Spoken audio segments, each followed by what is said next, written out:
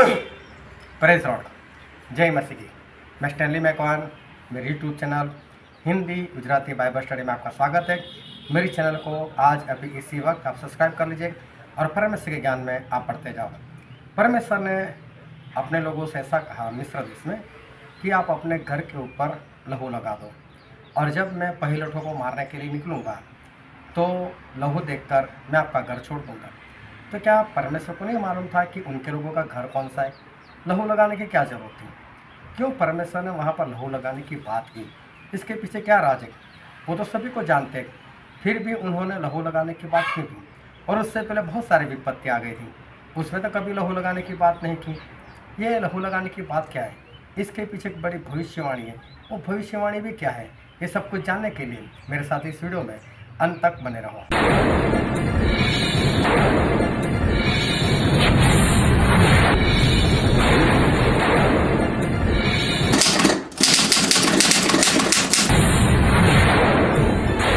परमेश्वर के वचन की ओर चले और बाइबल से निर्गमन का पुस्तक उसका 12 अध्याय और पहले वचन से लेकर 12 वचन तक। फिर यहोवा ने मिस्र देश में मूसा और हारून से कहा, यह महीना तुम लोगों के लिए आराम का ठहरे, अर्थात वर्ष का पहला महीना यही ठहरे।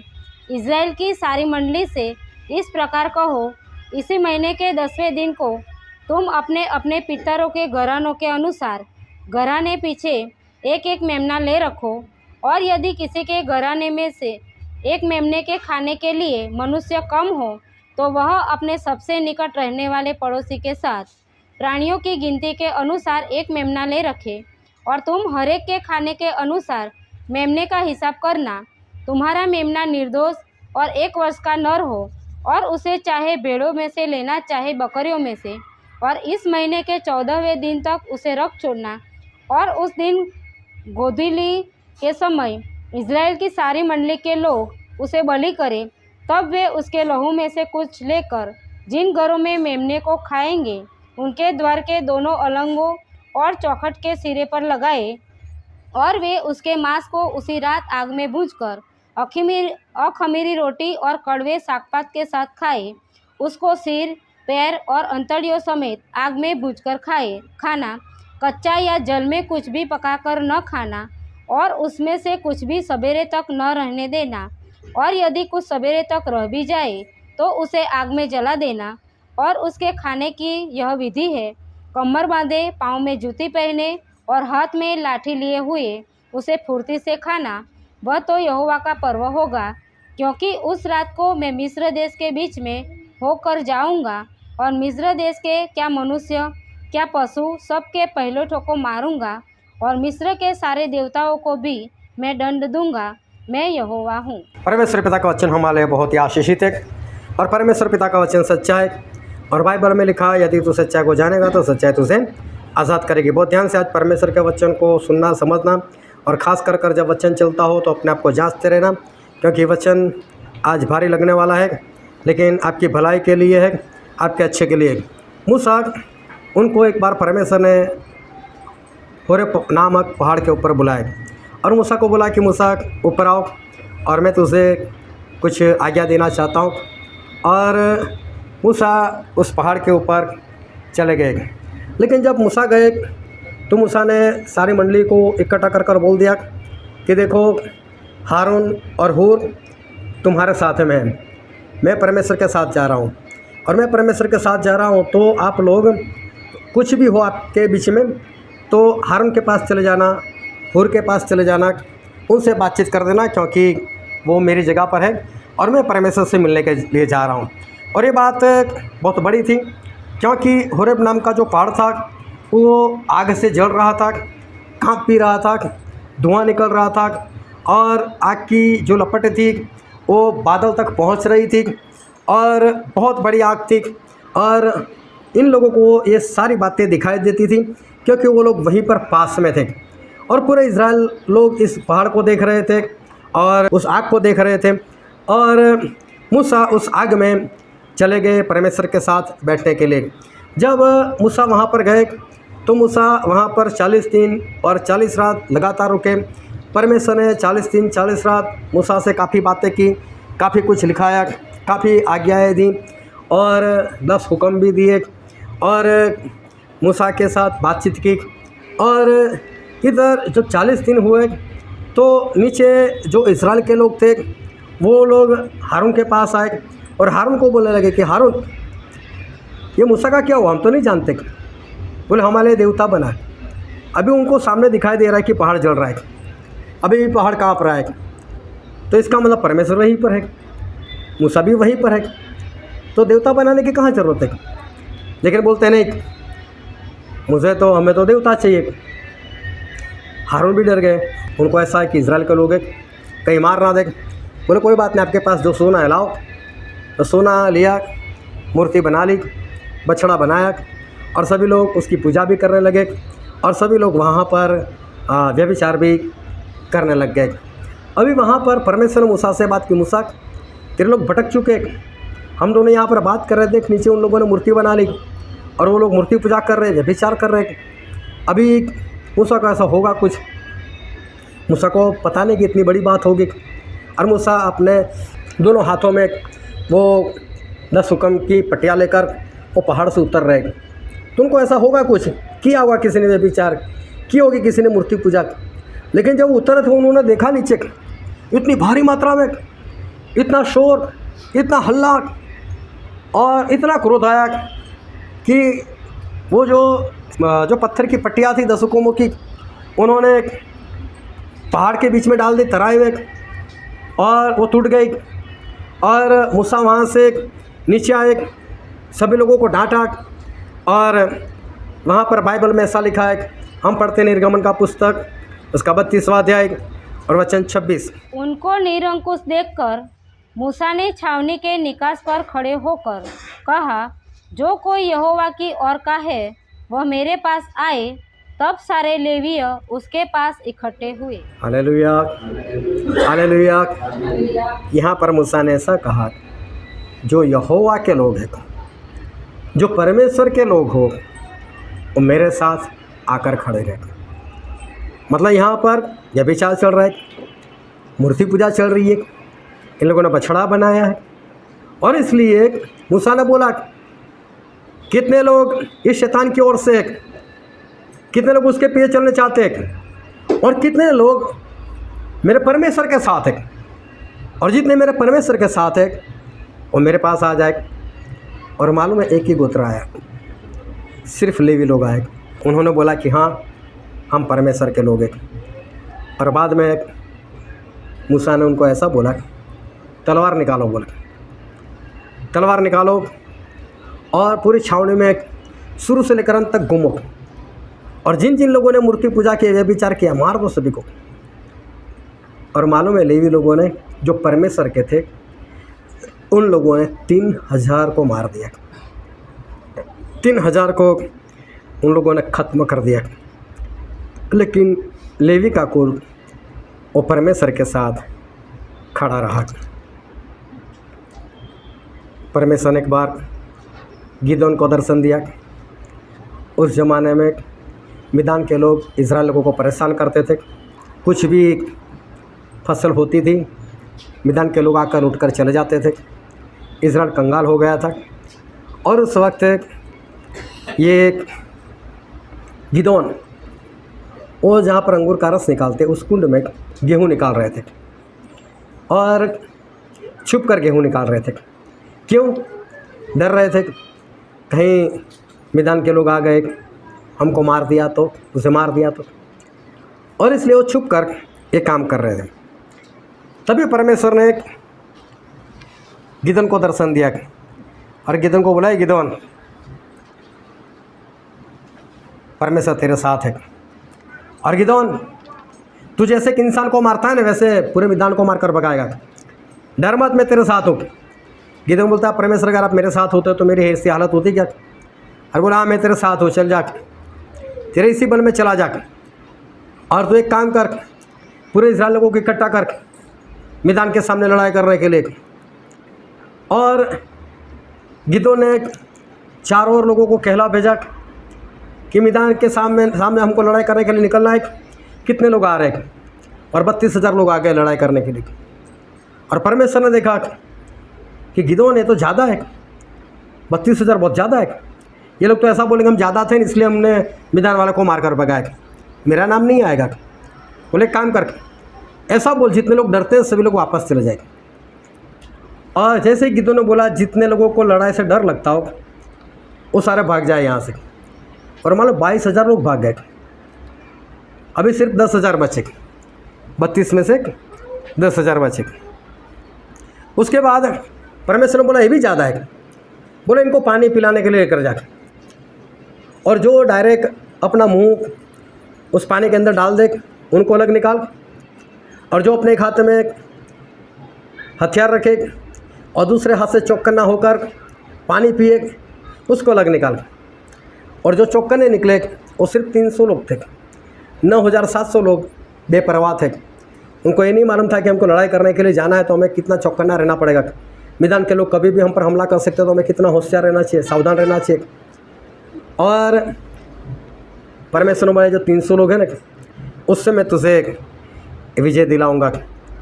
और न्यायाधीशों की पुस्तक में लिखा है, न्याय की किताब उसका 7वां अध्याय इसका वचन 8। तब उन 300 लोगों ने अपने साथ भोजन सामग्री ली और अपने अपने नरसिंगे लिए, और उसने इज़राइल के अन्य सब पुरुषों को अपने अपने डेरे की ओर भेज दिया, परंतु उन 300 पुरुषों को अपने पास रख छोड़ा, और मिद्यान की छावनी उसके नीचे तराई में पड़ी थी। अभी देखो सिर्फ 300 लोग ऐसे निकले जो ना डरते थे, जो ना बेपरवाह थे, ना लापरवाह थे, चौकन्ने थे, डर नहीं था इनको लड़ाई का। ऐसे 300 लोग निकले जो देखने जाओ तो परमेश्वर के लोग हैं। और उन 300 को लेकर परमेश्वर ने गिदोन को बोला लड़ाई के लिए जाओ, और उन 300 लोगों को लेकर उसने विजय हासिल किया। जब एलिया इस धरती पर थे और परमेश्वर ने एलिया को बोला कि तू जाकर अहाब राजा को इतना बोल दे जब तक मैं नहीं कहूँगा तब तक बरसात नहीं आएगी। एलिया ने बोल दिया, बरसात बंद हो गई। उसके बाद फिर परमेश्वर ने बोला जाकर बोल बरसात आएगी। लेकिन उससे पहले पूरी इज़राइल प्रजा को कार्मेल पहाड़ के ऊपर इकट्ठा कर, और जो बाल है उसके झूठे नबी लोग हैं उनको भी वहाँ पर इकट्ठा कर, राजा को भी वहाँ पर बुला, तू भी वहाँ पर जाना और बोलना 2 वेदी बनाएंगे यहाँ पर, एक बाल के लोग बाल के लिए और मैं यहोवा के लिए बनाऊँगा। और बाल के लोग बाल से विनती करेंगे कोई भी उस बलि के अंदर आग नहीं रखेंगे, आग जलाएंगे नहीं। और अगर बाल आग से उत्तर दे बलि को भस्म करे तो बाल परमेश्वर, और अगर यहोवा बलि को भस्म करे तो यहोवा परमेश्वर। मैं जो आग से उत्तर दे वो परमेश्वर। वहाँ पर सभी लोगों को इकट्ठा किया गया और बाल के लोगों ने सुबह से लेकर शाम तक मेहनत की, लेकिन बाल हो तो आए, कुछ नहीं हुआ। इज़राइल के काफ़ी लोग उस बाल के पीछे चलते थे। शाम के वक्त एलिया ने बोला अब मेरी बारी। एलिया ने एक ही बार बोला, परमेश्वर ने आग भेजी, बलि को भस्म किया, और एलिया ने अपनी तलवार निकाली और बाल के झूठे भविष्यवक्ताओं को सभी को मार दिया। अभी देखो एलिया ने यहाँ पर लोगों को बोला कब तक 2 बातों के बीच में आप इधर उधर रहोगे। अगर बाल परमेश्वर तो सिर्फ उसको ही मानो, और अगर यहोवा परमेश्वर सिर्फ उसको ही मानो। और आज हम देख रहे थे कौन परमेश्वर। लोगों का जीवन कैसा था, कभी इधर कभी उधर, कभी यहोवा के पास चला जाना, कभी बाल के पास चला जाना, जहाँ से जो भी फायदा होता है ले लो। ऐसा इनका जीवन था। और फिर इजेबेल को इस बात का पता चला, उसने बोला एलिया को मार दो। एलिया वहाँ से भाग गए और परमेश्वर के पहाड़ होरेब को पहुँचे, और वहाँ पर परमेश्वर ने एलिया से बात की। और बाइबल में हम पढ़ते हैं पहला राजा 19वां अध्याय और 18 वचन। तो भी मैं 7,000 इजरायलियों को बचा रखूँगा। ये तो वे सब हैं जिन्होंने न तो बाल के आगे घुटने टेके और न मुँह से उसे चूमा है। यहाँ पर लिखा है कि परमेश्वर बोलते हैं कि 7,000 लोग एलिया ऐसे हैं जिन्होंने आज तक बाल के सामने अपने आप को नहीं झुकाया। पूरे इस्राएल में तो ऐसा मानता है कि कोई नहीं परमेश्वर का, तू अकेला बच गया। लेकिन परमेश्वर बोलते हैं कि एलिया अभी भी है 7,000 लोग ऐसे हैं जिन्होंने बाल के सामने अपने आप को नहीं झुकाया। अब ये सिस्टम ख़त्म हो गया। कौन सा सिस्टम ख़त्म हो गया? कि एलिया बोलते थे कौन परमेश्वर के साथ है? बाल परमेश्वर तो उसको मानो, तो यहोवा परमेश्वर उसको मानो, मौका देता हूँ, आ जाओ। और साबित कर देते थे यहोवा ही परमेश्वर है। और बोला परमेश्वर ने कि हाँ एलिया है, 7,000 लोग ऐसे हैं। कितने भी भूखे प्यासे रहे अकाल में, 3.5 साल अकाल रहा था, लेकिन फिर भी वो लोग मेरे पीछे चल रहे, उन्होंने बाल को नहीं माना। मूसा बोलते हैं कौन परमेश्वर के लोग मेरे साथ जुड़ जाए। ये सिस्टम बंद हो गया, अभी कोई पूछने वाला है नहीं। गिदोन पूछ रहा है कितने परमेश्वर के लोग कौन लड़ाई करने के लिए आते, और लोग आते हैं लड़ाई करने के लिए। डरते हो तो चले जाओ, तो 22,000 चले गए। बेपरवाह 9,700 निकले, वो भी चले गए। एक सिस्टम था पहले कि परमेश्वर के लोगों को इकट्ठा करते थे, बोलते थे जितने भी परमेश्वर को मानते हैं, परमेश्वर के पीछे चलते हैं, मेरे साथ जुड़ जाओ। लेकिन अब इस सारा सिस्टम वो परमेश्वर ने ख़त्म कर दिया। अब आपको खुद परमेश्वर के साथ खड़े रहना है। अब आपको कोई नहीं बोलने वाला ये परमेश्वर के लोगों तो मेरे साथ आ जाओ। अब आपको कोई नहीं बोलने वाला। अब आपको खुद तय करना है कि मैं परमेश्वर के साथ हूँ या नहीं। हालेलुया। आपको कैसे पता चलेगा क्या परमेश्वर के साथ हो या नहीं? आप कैसे अपने आप को जांचोगे? क्योंकि कोई नहीं बोलने वाला जो परमेश्वर को मेरे साथ जुड़ जाएगा। आए तो बहुत सारे लोग, 32,000 आए, लेकिन डर के मारे 22,000 लोग भाग गए। जो बेपरवाह थे 9,700 चले गए। ये भी धोखे में थे ना, हम परमेश्वर के हैं। आपको कैसे पता चलेगा कि आप परमेश्वर के हो या आप परमेश्वर के नहीं हो? आपको खुद को इस बात को जांचना पड़ेगा। अब कोई आपको नहीं बोलने वाला परमेश्वर का हो या नहीं हो तो मेरे साथ आ जाओ, ऐसा कोई नहीं बोलने वाला। अभी आपको खुद अपने आप को जांचना है। और दूसरे कुरिन्थियों में लिखा है उसका 13 अध्याय और वचन 5, अपने आप को परखो कि विश्वास में हो कि नहीं। अपने आप को जांचो, क्या तुम अपने विषय में यह नहीं जानते कि यीशु मसीह तुम में है? नहीं तो तुम जांच में निकम्मे निकले हो। यहाँ पर ऐसा लिखा है अपने आप की परीक्षा करो, अपने आप को जांचो, आप विश्वास में हो या नहीं। कोई आपको नहीं पूछने वाला आप विश्वास में हो या नहीं। कोई आपको पूछने नहीं वाला कि आपके अंदर प्रभु यीशु है कि नहीं। आपको खुद जांचना है। पौलुस कहते हैं अपने आप को जांचो कि आपके अंदर यीशु मसीह है या नहीं है। खुद जांचो। मूसा के वक्त लेवी लोग आए, आने को तो कोई भी आ सकता है। हम कैसे मान लें कि लेवी लोग जो है वो परमेश्वर के लोग थे? मूसा ने तो बोल दिया जो परमेश्वर के लोग मेरे साथ जुड़ जाएंगे, आओ मेरे पास। तो लेवी लोग आ गए। क्या वो सच बोल रहे थे? क्या वो झूठ बोल रहे थे कि हम परमेश्वर के हैं? और मूसा ने क्या बोला? अगर परमेश्वर के लोग हो तलवार निकालो, और जिन जिन लोगों ने मूर्ति पूजा की है ना व्यभिचार के मार दो। वो भी उनके ही भाई थे ना, मार दिया ना उनको। तब पता चला कि हाँ सही में ये परमेश्वर के लोग हैं। परमेश्वर के लोग हो, अगर आप परमेश्वर के लोग हो, ऐसे लोगों से रिश्ता तोड़ दो। चाहे वो आपका भाई हो, चाहे आपकी बहन हो, चाहे आपका कोई रिश्तेदार हो। लेकिन अगर वो परमेश्वर के साथ नहीं मिलकर चलते तो क्या आप में इतनी ताकत है कि आप उनको मारकर परमेश्वर के साथ जुड़े रहो? मारने का मतलब ये नहीं किसी का मर्डर करना है। मारने का मतलब ये है कि परमेश्वर को सबसे पहला स्थान। आपके रिश्तेदार बोलते हैं आपको, बर्थडे भाई आ जाना, मैरिज है आ जाना, एनिवर्सरी आ जाना, मैं अस्पताल में बीमार पड़ा हूँ आ जाना, और मालूम आप चले जाते हो परमेश्वर को छोड़कर। कैसे पता चलेगा आप परमेश्वर के हो? सच्चाई से कैसे जांचोगे अपने आप को? अगर इस तरह से आप जांचते हो तो आपको पता चलेगा कि आप परमेश्वर के सही में हो या नहीं हो। वो ध्यान से समझते रहना।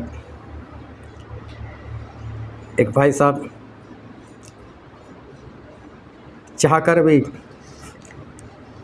मूर्ति पूजा बंद नहीं कर सकते। और मैं किसी बाहर वालों की बात नहीं कर रहा, यहीं लोगों की बात कर रहा हूँ।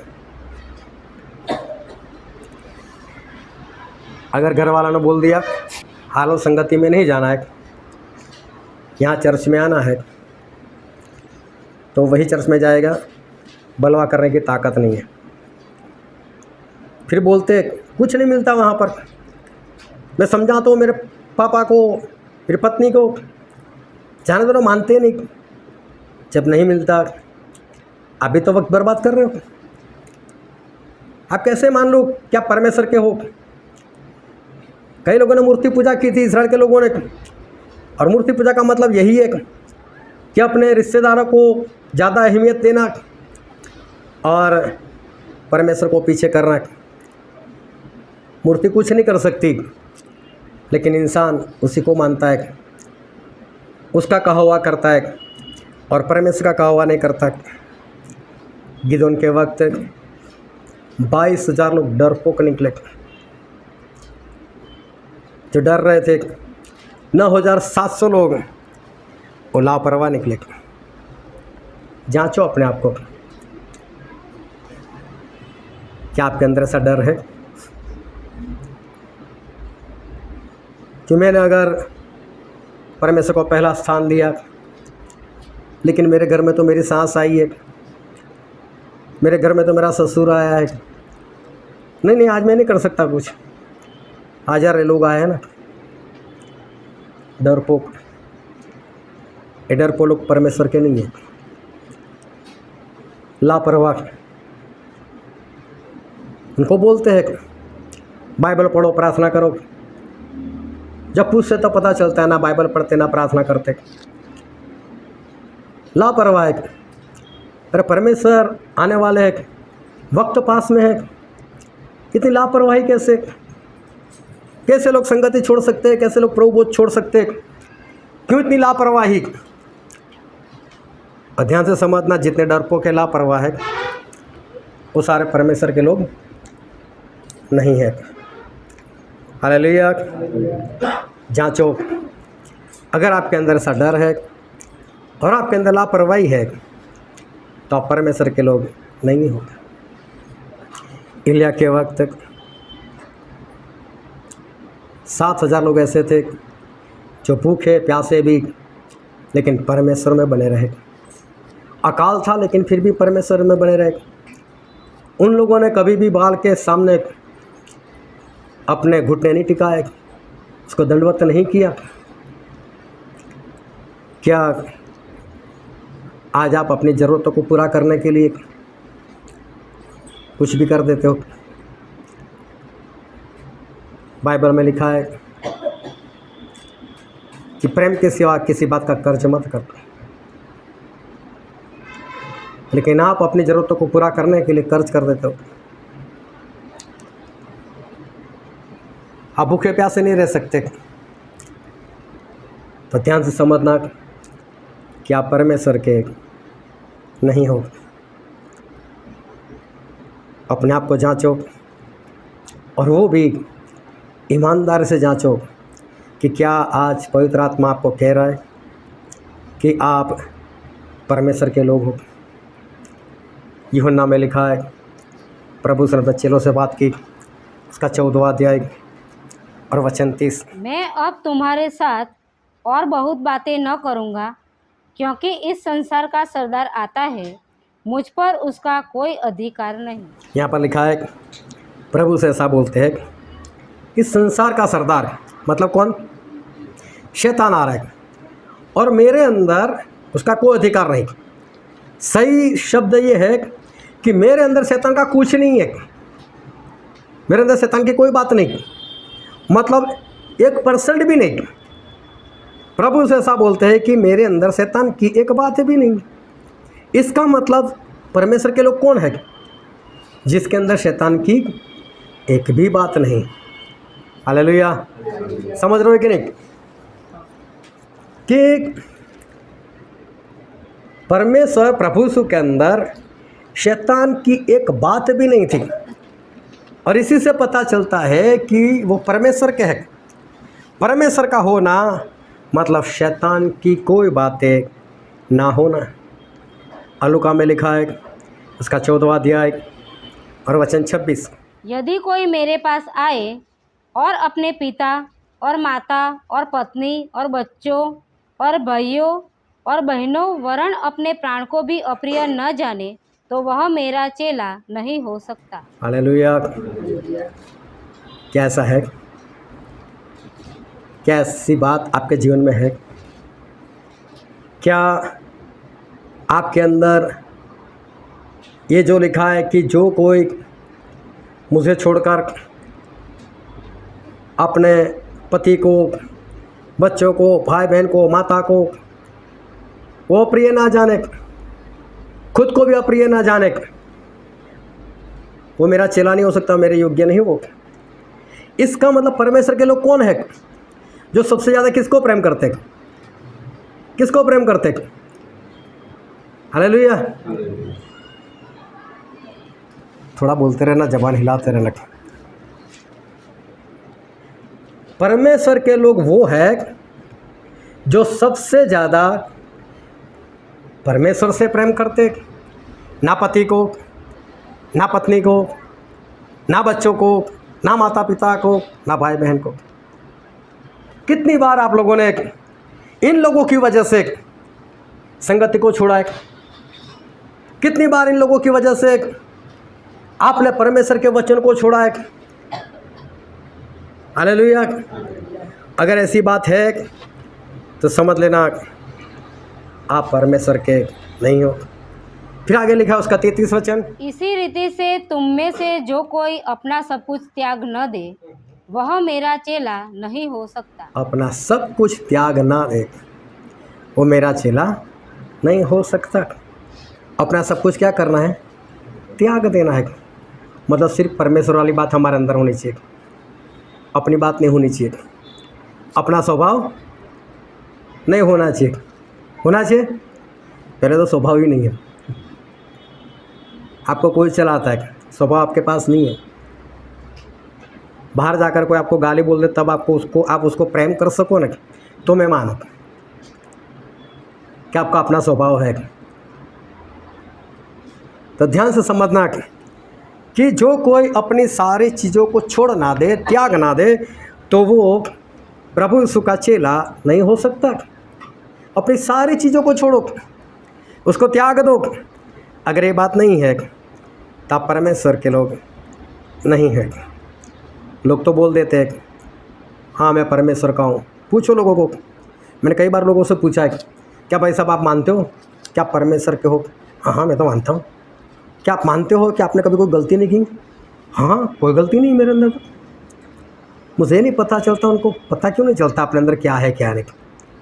फिर मुझे बताना पड़ता है।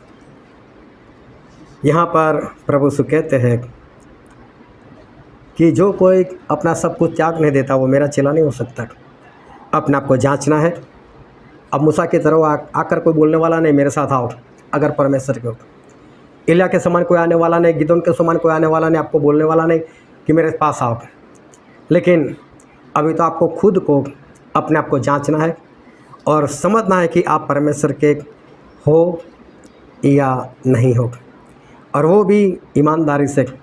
आप मान लेते हो कि मैं परमेश्वर का हूँ, लेकिन ईमानदारी से अपने आप को जांचना है। और बाइबल में एक वचन हम पढ़ते हैं, यहेजकेल का पुस्तक उसका अध्याय 9 और वचन 3 से लेकर 6 तक। तब इज़राइल के परमेश्वर का तेज करूबों पर से, जिनके ऊपर वह रहा करता था, भवन की डेवढ़ी पर उठाया था, और उसने उस सन के वस्त्र पहने हुए पुरुष को, जो कमर में दवात बांधे हुआ था, पुकारा।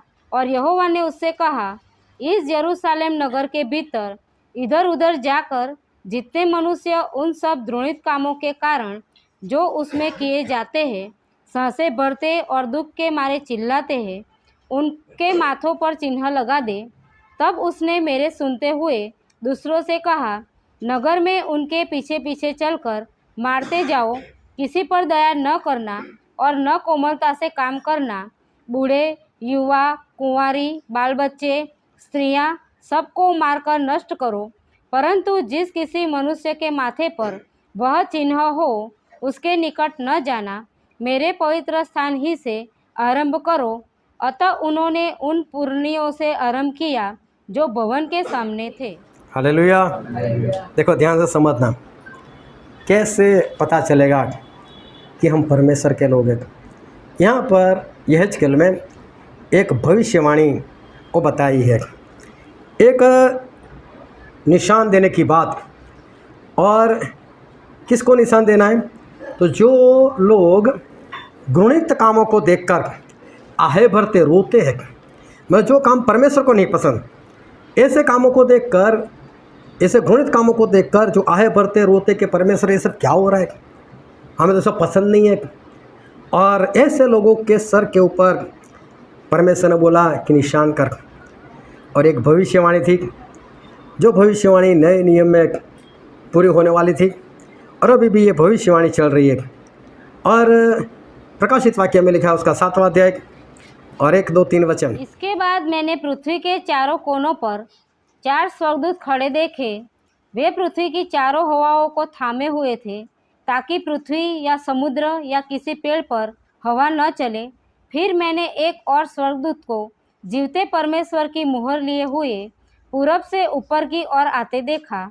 उसने उन चारों स्वर्गदूतों से जिन्हें पृथ्वी और समुद्र की हानि करने का अधिकार दिया गया था, ऊंचे शब्द से पुकार कर कहा, जब तक हम अपने परमेश्वर के दासों के माथे पर मुहर न लगा दे, तब तक पृथ्वी और समुद्र और पेड़ों को हानि न पहुंचाना। यहाँ पर जो यहेजकेल में हमने पढ़ा, वही भविष्यवाणी यहाँ पर बताई गई है। और ये भविष्यवाणी उसका पूरा होना या शुरू होना 50वें दिन से शुरू हुआ। 50वें दिन से ये मुहर देना पवित्र आत्मा का शुरू हुआ कि पवित्र आत्मा की मुहर वो आने लगी। और ऐसे लोग जो परमेश्वर के दास हैं, उनके सर के ऊपर ये पवित्र आत्मा की मुहर वो लगने लगी। लेकिन ये मुहर ऐसी है जो दिखती नहीं है, ये मुहर अदृश्य है, और इसलिए ये मुहर जो है वो दिखती नहीं। लेकिन बहुत ध्यान से समझना, एक परमेश्वर अच्छी तरह से जानते हैं किसके अंदर ये मुहर है। एक जो परमेश्वर के लोग सच्चाई से चलते हैं, उनको भी पता चल जाता है किसके अंदर है। और एक शैतान को भी पता चल जाता है कि किसके पास ये पवित्र आत्मा की मुहर है। बाकी किसी को ये पता नहीं चलता कि ये मुहर दिखती नहीं है। क्या आज ये मुहर आपके पास है? क्या आज ये मुहर आपके अंदर है? लोग सच्चाई से, सही रीति से अपने आप को जांच नहीं रहे, और सभी लोगों को ऐसा लगता है कि हाँ, मैं पवित्र आत्मा से भरा हुआ हूँ, मेरे अंदर पवित्र आत्मा की मोहर है। लेकिन आज अच्छे से जान लेना और समझ लेना कि किसके अंदर ये मोहर है, वो आपको पता चलता जाएगा। एक बार एक भाई साहब मुझे मिले थे, और उनके मुंह में गुटखा था, और वो मुझे बोलने लगे कि स्टैनी भाई, मैं तो स्वर्ग में चला जाऊंगा। तो बोला, आप नहीं जा सकते। तो बोला, क्यों? बोला, आप गुटखा खा रहे हो, आप जर्दा खा रहे हो, कैसे जाओगे स्वर्ग में? बोला, बाइबल में कहाँ पर लिखा है जर्दा नहीं खाना चाहिए? मैंने बोला, बाइबल में ऐसा लिखा है कि हमारा शरीर वो पवित्र आत्मा का मंदिर है, जो उसका नाश करेगा परमेश्वर उसका नाश कर देगा। अभी उनको तो ऐसा ही था कि मुझे तो विश्वास है। एक भाई साहब मुझे मिले, उन्होंने मुझे यही बात बताई कि मैं तो पक्का स्वर्ग में जाऊंगा। मैंने बोला, कैसे? उन्होंने तो पक्का विश्वास, मैं स्वर्ग में जाऊँगा ही जाऊँगा, मैं कभी बोलता ही नहीं मैं नरक में जाऊँगा। नहीं बोलेगा तो नहीं जाएगा। तू ऐसा विश्वास करता है कि मैं स्वर्ग में जाऊँगा, तो क्या स्वर्ग में चला जाएगा? विश्वास का मतलब होता है आज्ञाकारी। अगर इंसान आज्ञाकारी नहीं कर रहा है तो कभी भी वो स्वर्ग में नहीं जा सकता। ध्यान से समझते रहना। कई लोग एक से ज़्यादा लफड़ा करते,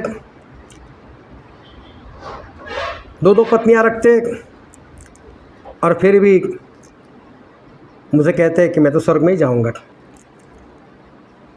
कैसे दो दो पत्नी रखकर कैसे स्वर्ग में जाओगे? कई लोग बिना शादी, स्त्री और पुरुष लिव इन रिलेशनशिप, गलत संबंध रखते हैं और फिर भी ऐसा समझते हैं मैं स्वर्ग में जाऊंगा। ये झूठ है, ये स्वर्ग में नहीं जा सकते। कई लोग ऐसे हैं जो ऐसा समझते मैं ही हूँ, बस मैं ही सच्चा, और किसी को भी देखता है, चाहे संगत वाले कोई देख लो, नहीं उससे तो मैं बेहतर हूँ, वो तो ऐसा करता है, वो तो ऐसी प्रार्थना करता है, लेकिन मैं तो ऐसे प्रार्थना करता हूँ, मैं उससे बेहतर हूँ। जबकि प्रभु ने तो ऐसा कहा कि दूसरों को अपने से बेहतर समझो। जो अपने आप को लोगों से बेहतर समझता है वो फिर भी समझता है कि मैं स्वर्ग में जाऊंगा, तो समझ लेना आप नहीं जाओगे। परमेश्वर ने आप लोगों को कुछ काम दिया है, आपका अभिषेक किया है, कुछ जिम्मेदारी आपके ऊपर रखी है। अगर जिम्मेदारी आप नहीं निभाते और समझते हो कि आप स्वर्ग में चले जाओगे, तो समझ लेना आप गलती से नहीं जाने वाले। जब तक अपनी जिम्मेदारी ईमानदारी से नहीं निभाओगे, आप स्वर्ग में नहीं जा सकते। कई लोग दूसरे के ऊपर दोष लगा देते और उसके अंदर तो दुष्टात्मा आ गया तो आ गया। मतलब बहुत गलत बात है यार। तो दोष लगाने का शैतान काम है। वो तो आज़ाद होकर चला जाएगा स्वर्ग में, तू नहीं जाएगा, क्योंकि तू तो ये समझता है ऐसा नहीं होना चाहिए। अरे दुष्टात्मा यही नहीं होता है। अगर आप संगत में लेट आते हो ना, तो लेट लाने वाला भी दुष्टात्मा है। प्रभु यीशु ने योग्य समय पर काम किया। आप झूठ बोलते हो ना, आप क्रोध कर लेते हो ना, वो भी दुष्टात्मा है। बस फर्क इतना है, दुष्टात्मा प्रकट हो जाता है, लोगों को दिखता है, नाटक होता है। लेकिन आप ऐसा समझते हो ऐसा नहीं होना चाहिए, तो समझो आपके अंदर भी दुष्टात्मा है। आप स्वर्ग में गलती से भी नहीं जा सकते। क्या आपने सही में अपने आप को जांचा है? क्या आपने सही में अपने आप को पहचाना है? क्या अगर आप परमेश्वर के हो, तो क्या परमेश्वर के लिए वक्त निकालते हो? या घर वालों के साथ बाहर घूमने के लिए निकल जाते हो? 2 घंटे के बाद बुलाऊंगा, 2 घंटे होते नहीं है। ये कौन सा आत्मा है? ये दुष्टात्मा है आपके अंदर। आप परमेश्वर के नहीं हो। अब वो सिस्टम बंद हो गया कि कोई अगर आपको बोलेगा कि परमेश्वर के लोग हो तो मेरे साथ जुड़ जाओ। अब तो आपको खुद को ही जांचना है।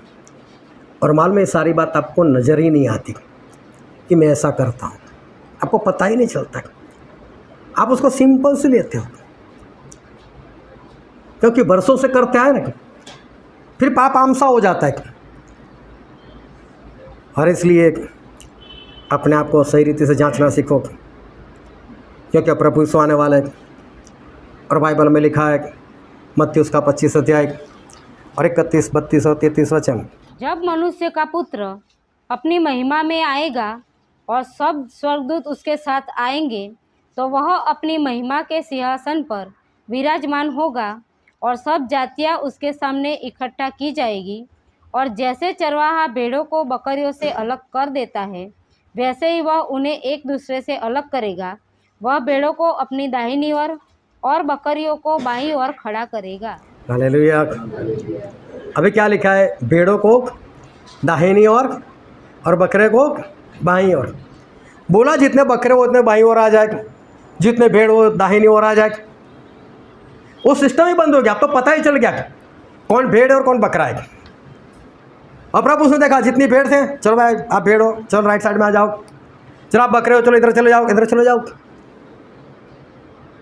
बकरे को भी नहीं पता चला था कि हम बकरे हो गए, अरे हम भाई और कैसे। और प्रभु से कब आप भूखे तो और हमने खाना नहीं खिलाया, प्रभु कब आप प्यासे थे हमने पानी नहीं पिलाया, रह गए थे ना, अपने आप को सच्ची तरह से जांचा नहीं था तभी ऐसा हुआ ना।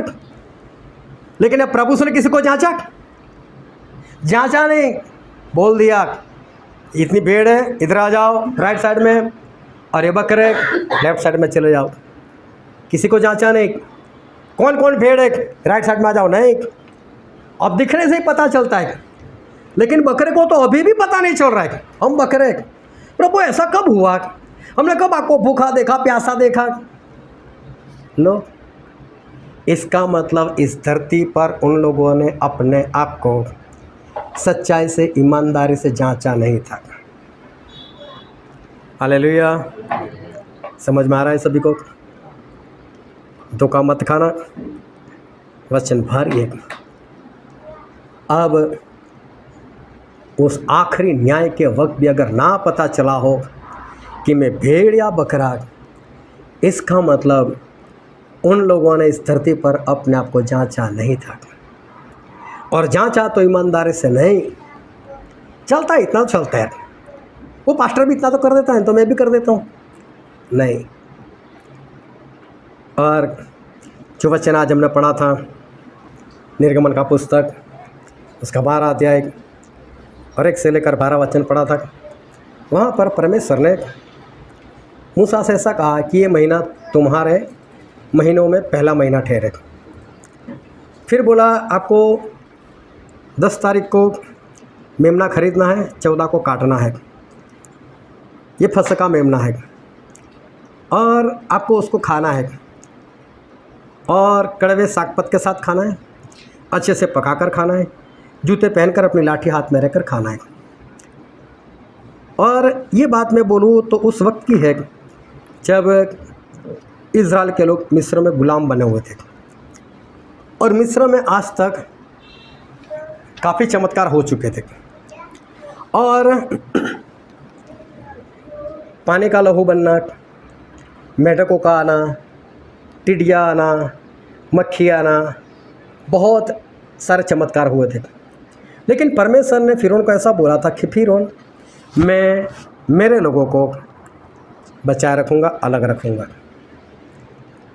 और कोई भी विपत्ति उन मिस्र देश में इज़राइल लोगों के ऊपर नहीं आई थी। कारण क्या था? वो लोग किसके थे? परमेश्वर के लोग थे। हालेलुया। परमेश्वर के लोगों के ऊपर विपत्तियाँ नहीं आती, परमेश्वर उनको संभालते। लेकिन इस वक्त परमेश्वर बोला कि मैं सभी पहले उठों को मार दूंगा, और पहले उठों को मार दूंगा, लेकिन इस बार आप ऐसा करो, मेमना लाओ, खाओ। लेकिन मेमना का लहू जो है वो दरवाजे के दोनों साइड और ऊपर के साइड लहू लगाना। इस ये लहू लगाने को क्यों बोला प्रभु से? आज तक तो लहू की बात नहीं आई थी। बोले वो लहू देखकर मैं वो घर को छोड़ दूंगा, मतलब लहू से पता चलेगा ये मेरा घर है। लेकिन उससे पहले भी तो विपत्तियाँ तो आ ही रही थी, तो तभी प्रभु ने क्यों लहू की बात नहीं की थी कि लहू देखकर विपत्ति आपके घर में नहीं आएगी? उस वक्त तो कुछ भी नहीं बोला था, कुछ भी नहीं करने को बोला था, ये करो वो करो ऐसा करो, कुछ भी नहीं बोला। लेकिन पहली बार यहाँ पर प्रभु ने ऐसा क्यों बोला कि लहू लगाओ? लहू लगाने की बात इस जगह पर आई क्यों? और पढ़ो तो उसका 7वां वचन। तब वे उसके लहू में से कुछ लेकर जिन घरों में मेमने को खाएंगे उनके द्वार के दोनों अलंगों और चौखट के सिरे पर लगाए। बोले लहू लगाना है, और लहू लगाने का फिर कारण प्रभु से ने बताया। हम पढ़ते उसका 12वां वचन। क्योंकि उस रात को मैं मिस्र देश के बीच में होकर जाऊंगा, और मिस्र देश के क्या मनुष्य क्या पशु सबके पहलेटों को मारूंगा, और मिस्र के सारे देवताओं को भी मैं दंड दूंगा। मैं यहोवा हूँ। परमेश्वर ऐसा बोलते हैं। उस दिन मैं सारे पहिलौठों को मारूंगा। ऐसा ही लिखा है, परमेश्वर ऐसा ही बोल रहे हैं, आया ना। परमेश्वर क्या बोल रहे हैं, उस दिन मैं पहिलौठों को मारूंगा और मैं मिस्र में घूमने वाला हूँ और सारे पहिलौठों को मारूंगा, लेकिन जो घर इज़राइल का है और जिसमें लहू लगा होगा इसको मैं छोड़ दूंगा। अभी 13 वचन पढ़ो इसका।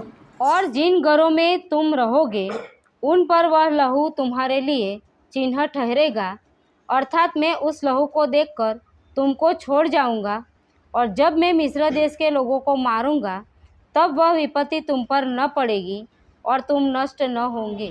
अभी देखो परमेश्वर क्या बोलते हैं, उस दिन जब मैं पूरे मिस्र में घूमने वाला हूँ और उस वक्त जिस जिस घर में ये लहू होगा उस घर को मैं छोड़ दूंगा। मैं उस घर में मैं नहीं आऊँगा, उस घर वाले को नहीं मारूंगा। अभी देखो विपत्तियाँ तो पहले भी आ रही थी, प्रभु उसने लहू लगाने को मना किया था, कुछ बुला ही नहीं था, और फिर भी इज़राइल के लोग बचते थे ना आज तक। तो इस बार लहू लगाने को क्यों बुला? और साथ में प्रभु क्या बोल रहे, बोले मैं घूमने वाला हूँ और लहू देखकर मैं आपका घर छोड़ दूंगा। तो क्या परमेश्वर को नहीं मालूम कि कौन सा घर उनका है? क्या लहू लगाने से प्रभु को पता चलेगा ये मेरे इज़राइल के लोग हैं? क्या वो सर्वज्ञानी परमेश्वर नहीं, वो सर्वशक्तिमान नहीं? क्या उनको नहीं पता चलता है किसका घर वो मेरा है, किसका घर इज़राइल का है, किसके घर में मुझे नहीं जाना है मारने के लिए? तो प्रभु ने ऐसा क्यों बोला कि लहू लगाना, और मैं उस लहू को देखकर मैं उस घर को छोड़ दूंगा। हालेलुया। ध्यान से समझना, मिस्र में काफ़ी विपत्ति आई थी, पानी का लहू हो गया था, मेढक आए थे, टिड्डियाँ आई थी, ओले गिरे थे और काफ़ी वहाँ पर लोग मारे गए थे और मिस्र तकरीबन ख़त्म जैसा हो गया था। लेकिन वहीं पर इज़राइल के लोगों को आज तक कुछ नहीं हुआ था और प्रभु उसने उस वक्त कुछ भी नहीं बोला था कि ऐसा करो, लहू लगाओ, ऐसा कुछ करो। इस बार क्यों लहू लगाने को बोला? और दूसरी बात कि हम परमेश्वर को मानते हैं, परमेश्वर दयालु है, परमेश्वर कृपालु है, परमेश्वर अच्छे हैं।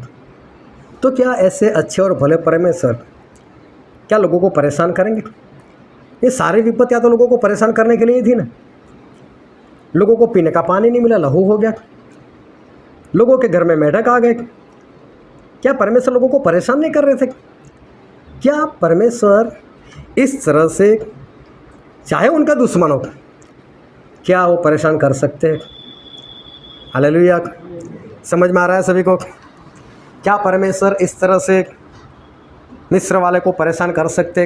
वो तो सभी से प्रेम करते, हमने देखा। वो तो प्रेमी परमेश्वर सभी से प्रेम कर, दुश्मन से भी प्रेम करते हैं। वो तो हमको भी बोलते हैं दुश्मन को प्रेम करो। तो क्या परमेश्वर इस तरह से सभी को विपत्ति लाकर परेशान कर सकते? और बाइबल में एक वचन पढ़ते हैं, वचन संहिता उसका 78 और 43 से 48। उसने कैसे अपने चिन्ह मिस्र में और अपने चमत्कार सोअन के मैदान में किए थे। उसने तो मिस्रियों की नदियों को लहू बना डाला और वे अपनी नदियों का जल भी पी न सके।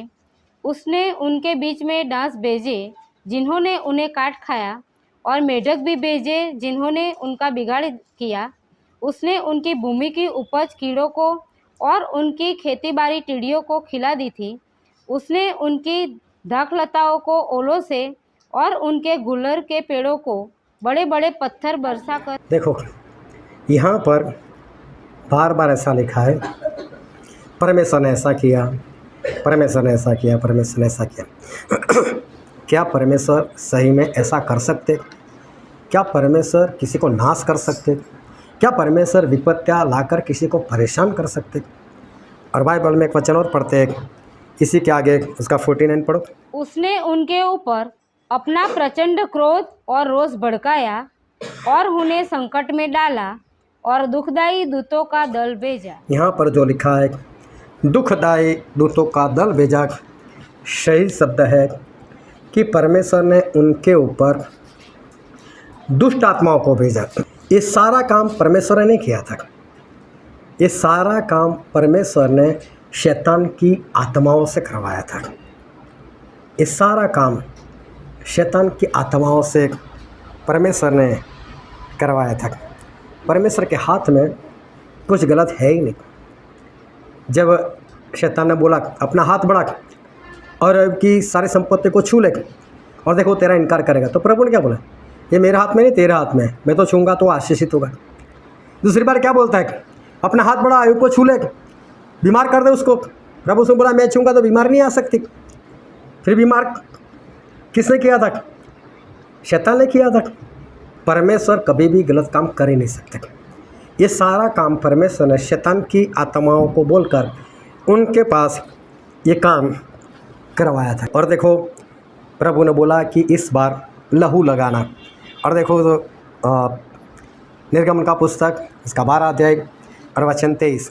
क्योंकि यहोवा देश के बीच होकर मिस्रियों को मारता जाएगा, इसलिए जहाँ जहाँ वह चौखट के सिरे और दोनों अलंगों पर उस लहू को देखेगा, वहाँ वहाँ वह उस द्वार को छोड़ जाएगा और नाश करने वाले को तुम्हारे घरों में मारने के लिए न जाने देगा। क्या लिखा है? नष्ट करने वाले को तुम्हारे घर में नहीं जाने देगा। इसका मतलब नष्ट परमेश्वर ने नहीं किया।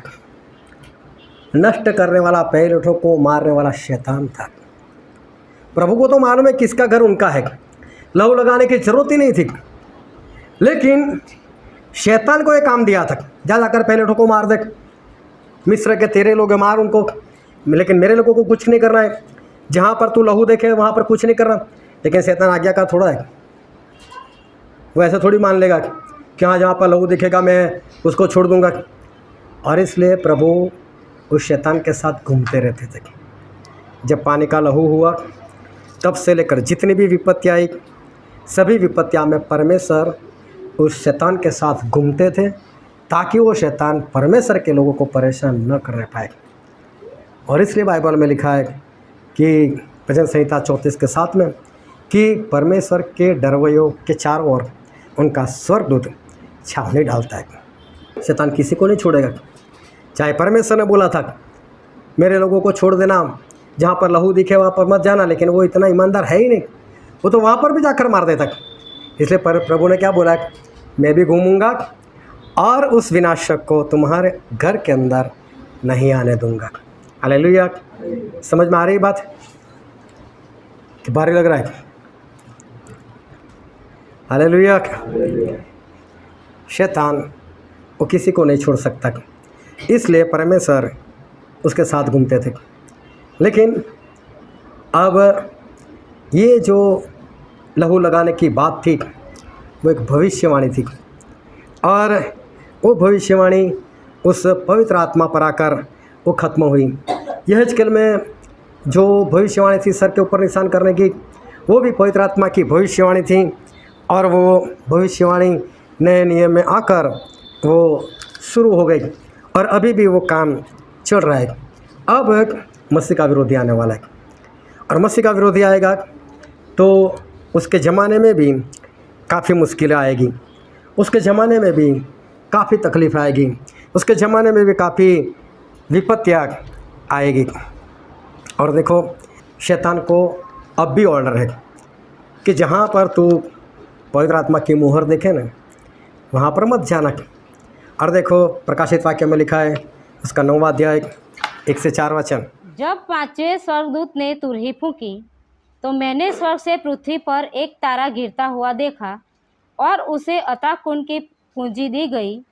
उसने अथाह कुंड को खोला, और कुंड में से बड़ी भट्टी का सा धुआं हुआ उठा, और कुंड के धुएं से सूर्य और वायु अंधकारमय हो गए। उस धुएं में से पृथ्वी पर टिड्डियाँ निकली, और उन्हें पृथ्वी के बिच्छुओं की सी शक्ति दी गई। उनसे कहा गया कि न पृथ्वी की घास को, न किसी हरियाली को, न किसी पेड़ को हानि पहुँचाए, केवल उन मनुष्यों को हानि पहुँचाए जिनके माथे पर परमेश्वर की मुहर नहीं है। देखो इस बार भी वही ऑर्डर है जो वहाँ निर्गमन में ऑर्डर था उसको, अब भी वही ऑर्डर है उसको कि जहाँ पर तू परमेश्वर की मुहर देखे वहाँ पर नहीं जाना है, उसको परेशान नहीं करना है। फिर उसका 16 अध्याय उसका 2 वचन। अतः पहले स्वर्गदूत ने जाकर अपना कटोरा पृथ्वी पर उंडेल दिया। तब उन मनुष्यों के जिन पर पशु की छाप थी और जो उसकी मूर्ति की पूजा करते थे, एक प्रकार का बुरा और दुखदायी फोड़ा निकला। जिन लोगों के पास परमेश्वर की मोहर नहीं थी उनको फोड़ा निकला, मतलब परमेश्वर के लोगों को कुछ नहीं हुआ। अभी भी शैतान को ये ऑर्डर है, लेकिन क्या अब भी परमेश्वर उस शैतान के साथ घूमेंगे? क्या अब भी वो किसी के ऊपर मोहर देखेगा और फिर भी उसको परेशान करेगा या उसको मारेगा? अब ऐसा नहीं है। और इफिसी में लिखा है, इफिसी उसका पहला अध्याय उसका 13 वचन, और उसी में तुम पर भी, जब तुमने सत्य का वचन सुना, जो तुम्हारे उद्धार का सुसमाचार है, और जिस पर तुमने विश्वास किया, प्रतिज्ञा किए हुए पवित्र आत्मा की छाप लगी। अब पवित्र आत्मा की मुहर लगी। और मुहर मतलब कोई निशान नहीं है जो आपको दिखे। अब मुहर मतलब पवित्र आत्मा खुद है जो हमारे अंदर रहते हैं। अब पवित्र आत्मा बाहर नहीं रहते, अब पवित्र आत्मा हमारे अंदर रहते हैं। और अब परमेश्वर को शैतान के साथ घूमने की कोई ज़रूरत नहीं, क्योंकि अब पवित्र आत्मा की मुहर मतलब पवित्र आत्मा खुद वो हमारे अंदर रहते। और निर्गमन के पुस्तक में जो लहू था वो एक सिंबल था, लेकिन अब पवित्र आत्मा खुद वो हमारे अंदर रहते। और पहले कुरिन्थी में लिखा है उसका 3 अध्याय 16 और 17 वचन, क्या तुम नहीं जानते कि तुम परमेश्वर का मंदिर हो और परमेश्वर का आत्मा तुम में वास करता है? यदि कोई परमेश्वर के मंदिर को नष्ट करेगा तो परमेश्वर उसे नष्ट करेगा, क्योंकि परमेश्वर का मंदिर पवित्र है और वह तुम हो। यहाँ पर ऐसा लिखा है कि पवित्र आत्मा का मंदिर कौन है? तुम। और क्या लिखा है? तुम्हारे अंदर क्या रहते हैं? पवित्र आत्मा। हालेलुया। मुझे ऐसा लगता है सभी का ध्यान नहीं है। ध्यान है कि नहीं? कि कुछ भारी लग रहा है? बंद कर दूँ? क्या ध्यान से सुनते रहो कि पवित्र आत्मा हमारा शरीर उनका मंदिर है और अब पवित्र आत्मा हमारे अंदर रहते हैं।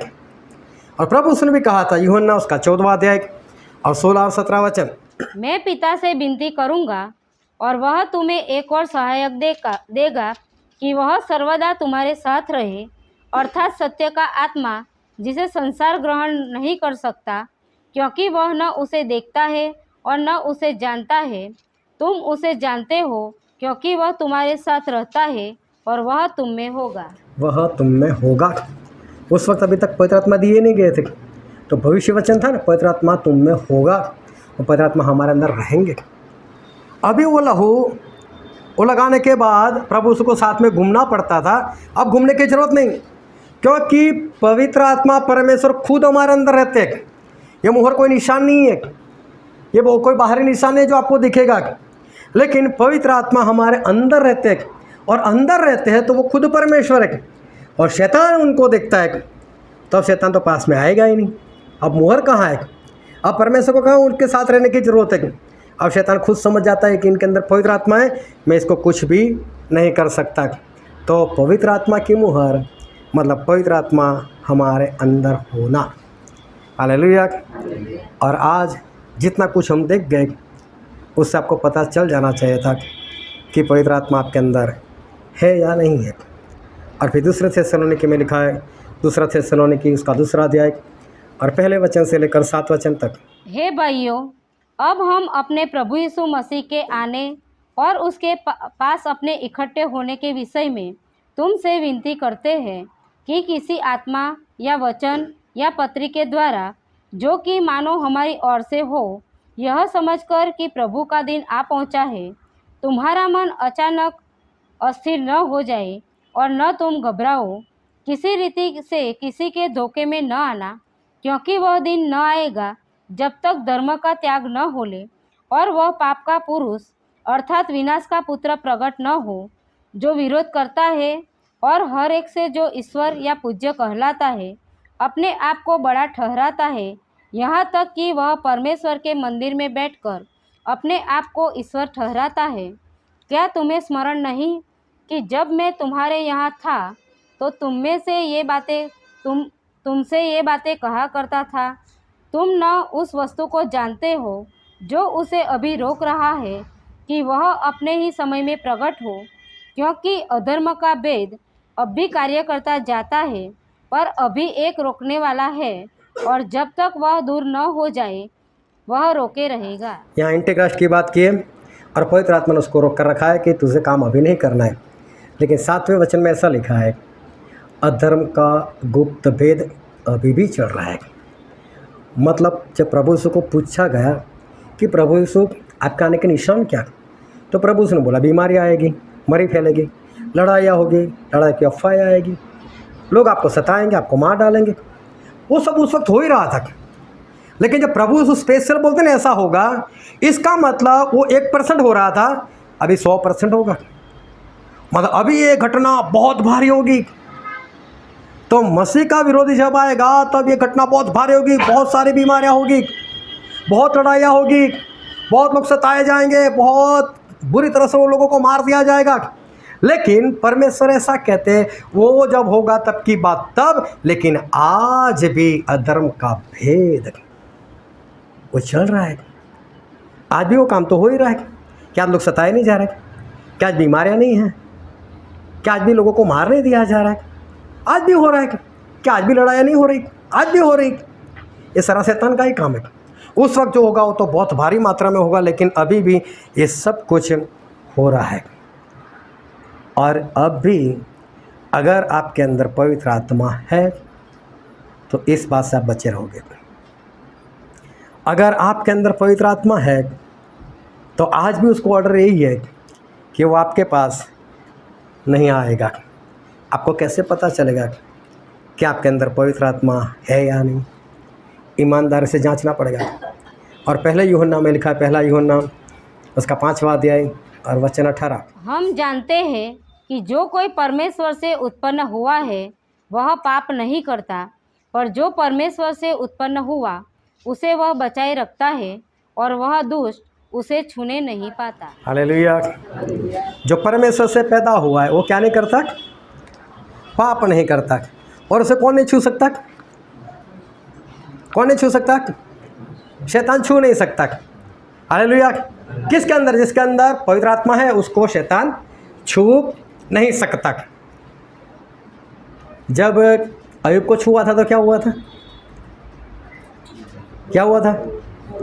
हाँ बोलो बोलो, जोरों से बोलो। बीमार हुआ था ना। तो आज भी बीमारी है, इसका मतलब क्या? पवित्र आत्मा खत्म, उसके अंदर पवित्र आत्मा नहीं है। ये बस स्पष्ट वचन है। अब खुद को जांचना है और ईमानदारी से जांचना है। अब मूसा नहीं बोलने वाले, एलिया नहीं बोलने वाले, गिदोन नहीं बोलने वाले, जितने परमेश्वर के लोग आ जाओ मेरे साथ। अब पौलुस बोला खुद जांचो। ये सारे वचनों से अपने आप को जांचना है। दुष्ट उसे छू नहीं सकता, और छुएगा तो इंसान बीमार हो जाएगा, और बीमार होता है तो इसका मतलब पवित्र आत्मा उसके अंदर नहीं है। हालेलुया। समझ में आ रही है? अय्यूब को छुआ तो अय्यूब बीमार हो गए। अगर आपको बीमारी, तो इसका मतलब शैतान ने आपको छुआ है, और कारण यही था कि आपके अंदर पवित्र आत्मा नहीं रहेगी। बीमारी का कारण सिर्फ और सिर्फ शैतान है। लेकिन संसार का भी ज्ञान है। नहीं यार, वो तो मैं शादी में चला गया था तो वहाँ मैंने खाना खाया ना, बहुत तेल वाला बनाया था। तो मैं तो बोलता हूँ जितने गए होंगे सभी लोग बीमार होने चाहिए। ऐसा तो होता नहीं। ना खाने से कुछ होता है, ना वातावरण बदलने से कुछ होता है, ना हवा बदलने से कुछ होता है, ना पानी बदलने से कुछ होता है। सिर्फ एक की वजह से होता है, पवित्र आत्मा नहीं है।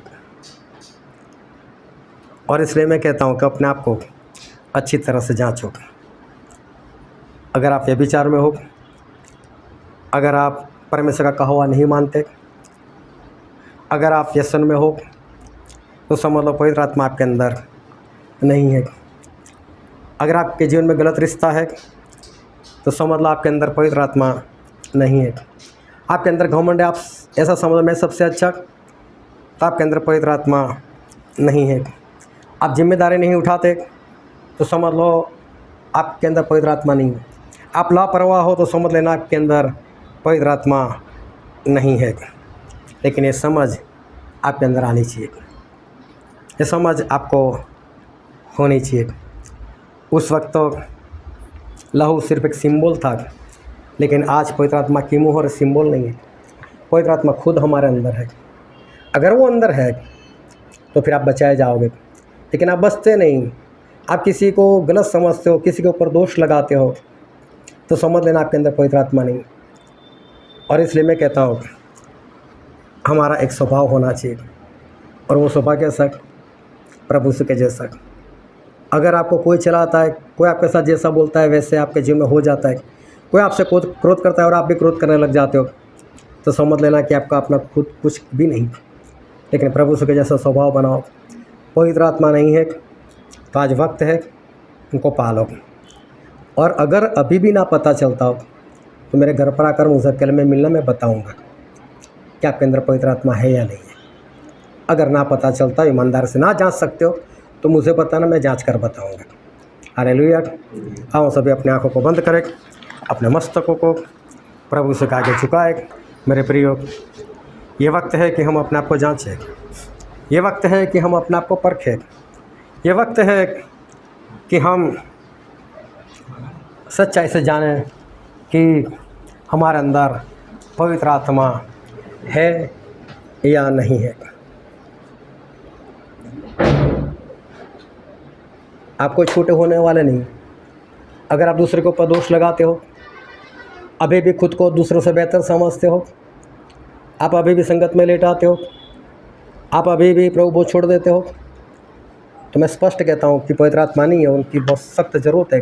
नहीं तो आने वाले दिनों में आपके हालात बहुत बिगड़ सकते और आप स्वर्ग नहीं जा सकते।